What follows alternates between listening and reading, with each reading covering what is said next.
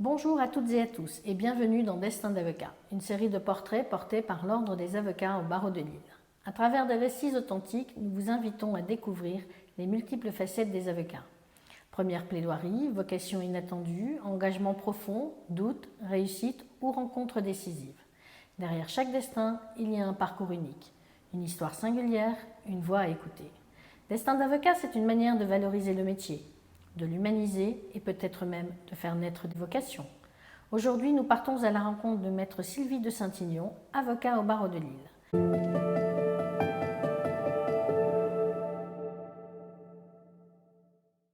Bonjour maître de Saint-Ignon, pouvez-vous vous présenter en quelques secondes?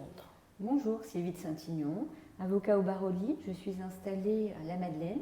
J'ai prêté serment en 2011 et actuellement j'accompagne au quotidien les chefs d'entreprise, en particulier en matière de construction. Première question, avocate aujourd'hui, mais ce n'était pas le plan au départ de la sortie des études. Oui, tout à fait. Lorsque je suis sortie de mes études, j'étais formée en DESS de juriste d'entreprise.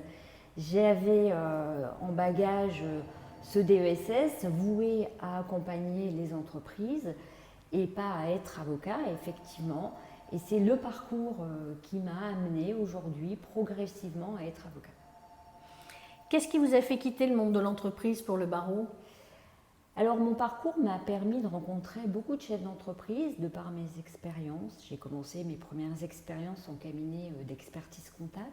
J'accompagnais tout type de chefs d'entreprise, de la création d'entreprise à la fin de vie d'entreprise, avec au milieu toutes les manifestations que nécessite la vie d'une société. Et ce parcours m'a permis au fur et à mesure de détecter des besoins qui se sont confirmés lorsque j'ai intégré un groupe du BTP, qui m'a permis de voir multiples questions du quotidien et aussi de continuer à accompagner des exploitants qui étaient des chefs d'entreprise avec de multiples questions.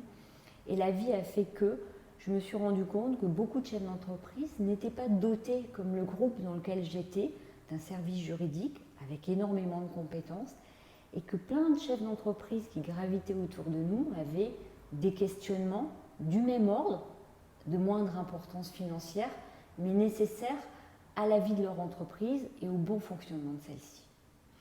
Alors, qu'est-ce que votre expérience d'avant vous apporte dans ce métier?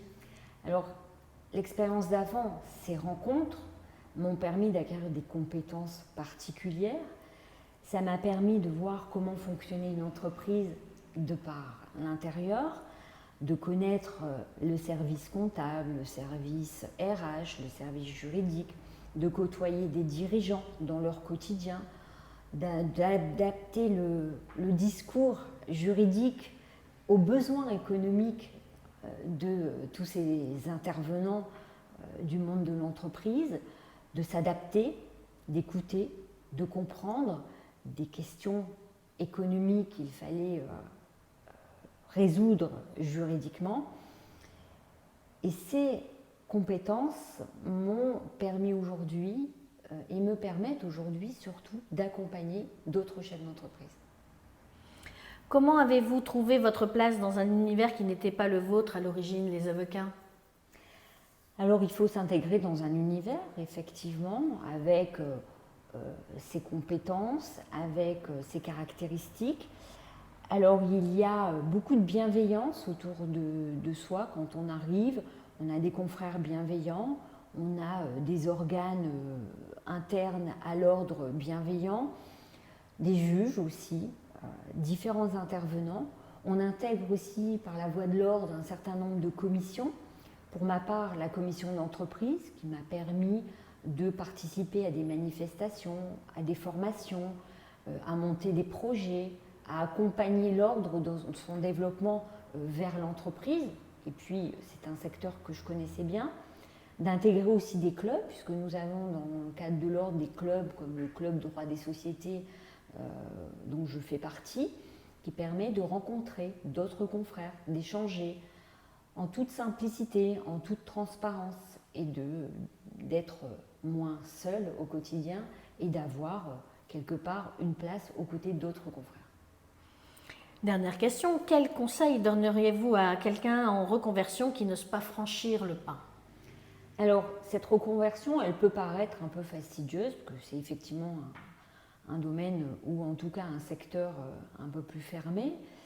Et dès lors où on monte son projet, où on a une adhésion de sa famille, de son conjoint, de ses enfants, qu'on est accompagné techniquement, juridiquement, qu'on a bien balisé ce vers quoi on veut tendre, ce qu'on veut faire, ce pourquoi on le fait, il n'y a pas de difficulté, sauf à rencontrer les personnes qui vous disent « Oui, mais pourquoi tu veux quitter? Pourquoi tu es quand même bien là où tu es ?»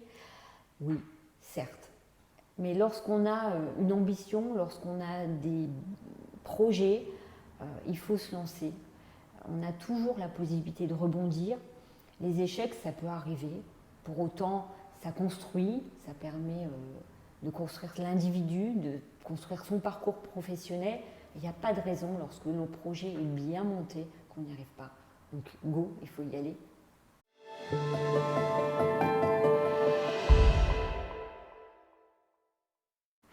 Eh bien, un grand merci à Maître Sylvie de Saint-Ignon pour son témoignage.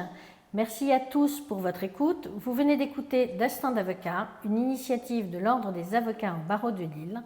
D'autres histoires vous attendent dans les prochains épisodes. N'hésitez pas à partager, à vous abonner et à porter un regard nouveau sur la profession d'avocat.